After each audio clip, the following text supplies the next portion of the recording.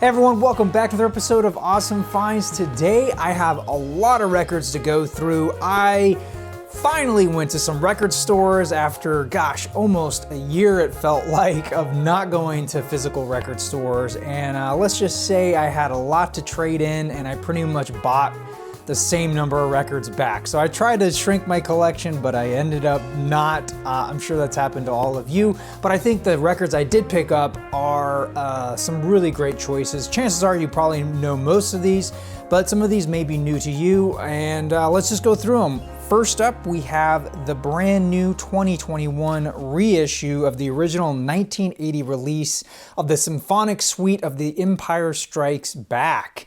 I didn't know this existed. The one I was familiar with is probably the one that you're familiar with. This does something different, whereas it takes all these familiar themes and orchestrates them into a symphonic suite, not unlike classical music. So here you have a complete album front to back of hitting all the highlights in a way that feels very natural, almost like a montage, like you would go see this in concert without the film. And honestly, after listening to this, I wish more soundtracks were done this way. Let me show you the vinyl real quick. This is on 180 gram black vinyl. There is side 1 and there is side 2. So yeah, if you love Star Wars, you love Empire Strikes Back, you love that music, I highly encourage you to pick this album up. It is fantastic. So up next, I got two records I got from the Universal Music Store. First up is Terry Callier with What Color Is Love. This is his third album, originally released in 1972. This is a 2018 pressing. I first came across this album on Spotify. I heard it digitally and I fell in love with it. And so when I saw it for, around 20 bucks online, I had to scoop it up. Show you guys the vinyl real quick. It comes on reproduction of the Cadet labels. There is a side 1 and there is side 2. I don't know how I live my life without hearing his music. It is beautiful, it is soulful, it is folky. It is just rich. It will make your life better. Check it out. All right, following suit, I have the Beastie Boys with their fourth album, Ill Communication, from 1994. This is a more recent reissue. This is a double LP. I'm sure most of you have heard this album before. This one is particularly sentimental to me because it was my first Beastie Boys album. I'll show you guys the vinyl real quick. Here is side A. There's side B. Here is side C and side D. To me, it's a classic album. It's a must-own. It's probably my favorite out of their output. I think it's a glorious album, and if you haven't heard it yet, now's a great time to check it out. Now, this next album, if you watch a lot of my Awesome Finds, this will look familiar to you, and no, this is not a repeat. This is actually a different version of that You Idiot album I bought, I guess that was last year. I don't even remember now.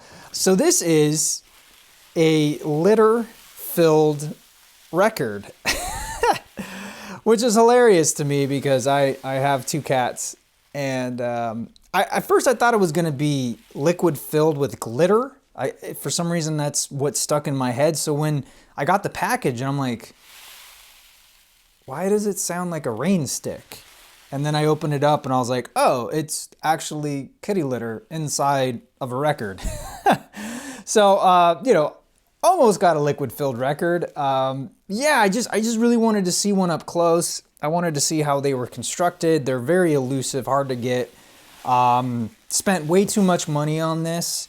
Who knows if it will actually... I don't think I'll sell it anytime soon, just because it's such a cool conversation piece to have. But for now, you can laugh along with me at this ridiculous kitty litter filled record. All right, so pretty much the rest of these records all come from LA local record stores. This first one is Rockaway Records.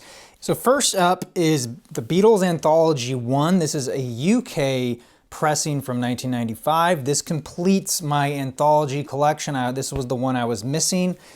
And it is a triple gatefold. And this was a pretty good price. I think it was around $25. All right, so I believe these are the original poly-lined paper sleeves. Here is record 1, side 1. There's side 2. Here's record 2, side 3. side 4. And here we have record 3, side 5, and side 6. So yeah, I think every Beatles collector should have this series in your collection. And moving right along, we have another Beatles collection. This is 1962 to 1966, otherwise known as the Red Album. For the longest time, I only had the Blue Album, so now I have that collection complete, which was pretty cool to get. This is a UK pressing. I'll show you the vinyl real quick. It actually comes in these lyric inner sleeves. Here we have side 1, and there is side 2. There's side 3, and side 4. All right, so these next 2 releases come from a new record store called Record Safari, and I was stoked to find this place. It's actually relatively close to Rockaway Records, but man, this record store is such my style. It's chill, it's relaxed, they play really good music, and they have great selection. Plus, they gave me a great trade value for the records I brought in, and that's where I picked up these 2. And we got Surf's Up by the Beach Boys. This is a 2009 reissue. It comes on glossier paper stock. Apart from Student Demonstration Time, which I talked about in my Beach Boys video, I really do love a lot about it. I'll show you guys the record itself. It's a pretty substantial weight. I don't know if it's 180 gram, but yeah, it is hefty. There is side 1. And there is side 2. Also from Record Safari, I got The Pretty Things with SF Sorrow from 1968. This is a 2011 Sundays reissue. This is an album that was recommended to me on one of my live streams, and I'm so thankful. Again, it's another case of you, the audience, giving back to me, because I don't know where I would be in my life without this album. I absolutely love it. And here is side 1, and there is side 2. I was really impressed with this place. If you're in the LA area, it's worth a trip. Check them out. All right, so pretty much the rest of these albums all came from the new Amoeba Music Store. I finally got a chance to pop down there, and I went the Thursday before the second record store day drop. Primarily because I had a bunch of records I wanted to trade in, and I figured if I went after Saturday, things would be really picked over. But I managed to pick up some great releases, starting off with Weezer's Black Album. This was relatively cheap, plus I was doing a trade-in, so I think ultimately I only paid a couple bucks for this when it was all said and done.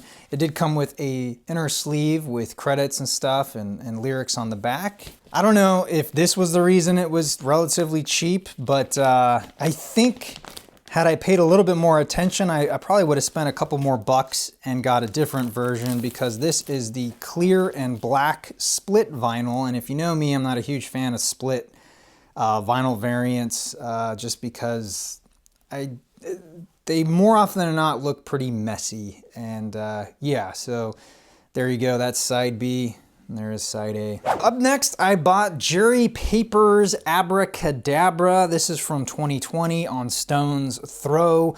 I really like the music on here. And this was one of those albums that was recommended to me from Spotify, actually. And clearly the cover art caught my attention, but the music is very, very good. There's the back there. And I figured, you know, it was a good price for a new record. It is on green vinyl. There's side A. And there is side B. Love that frog. And it comes in an inner sleeve here. You have a picture with a note from Jerry and the lyrics on the other side with credits and whatnot. So if you're into kind of a chill album experience that makes you feel good, highly recommend checking out Jerry Paper. So up next, I got Green Day's third album entitled Dookie from 1994. This is a later reissue from, I think, around 2009, that time period. The reason I picked this up, well, one, it's a seminal album in my life and my autobiography, but it's an album I want to cover on the channel as a review, and so I was looking for a copy of it, you know, just something to have to listen to on vinyl. This did come with an inner sleeve that's got lyrics, and it's got photos on the other side. And I'll show you the record here. This is side 1. And there is side 2. All right, up next, I have Donnie and Joe Emerson with their album Dreamin' Wild. This was a Spotify recommendation. Heard their song Baby and I fell in love and I had to listen to the whole thing. And what a cool backstory. It's unfortunate these guys, you know, this record didn't really make it out of their area. But, you know, the short version of the story is that this crate digger found this record at an antique shop, thought the cover was hilarious, brought it home and realized, oh my gosh, this is really good music. More people should hear about it. And I think it was Ariel Pink that really kind of made this album what it is. This is a 2012 reissue on Light in the Attic Records. They do a really great job recreating the artwork. And they also gave you this really nice insert that talks about their story, their life, and includes a lot of great photos as well. And I'll show you the inside of the gatefold. More photos for you to enjoy. And there's the back cover. Also comes with this OB style strip that talks a little bit about what I just kind of said. And here is the album itself. Here is side 1. And there is side 2. So yeah, chances are most of you already know about this album, but if you haven't heard it yet, do yourself a favor, check it out. Moving right along, we have George Harrison's All Things Must Pass from 1970. This is his 3 LP opus. I wanted an original-ish pressing to compare the brand new 50th anniversary remaster, or I guess that's a remix. And so I was lucky enough to find this. This is one of the albums on my list that I wanted to find. Now this is a later 70s issue, so this isn't an original issue, but it was pretty much complete and it was for a great price, right around 40 bucks. But remember, I had a huge trade-in, so really I only paid a couple bucks for this when you factor in taxes and all that. Now each record comes in its own colored paper sleeve. So here is record 1. This is side 1. And side 2, you can see it's got those purple capital labels, not the Apple labels. Maybe one day I'll pick up a version of that. Let's see. Here is the inner sleeve for record 2.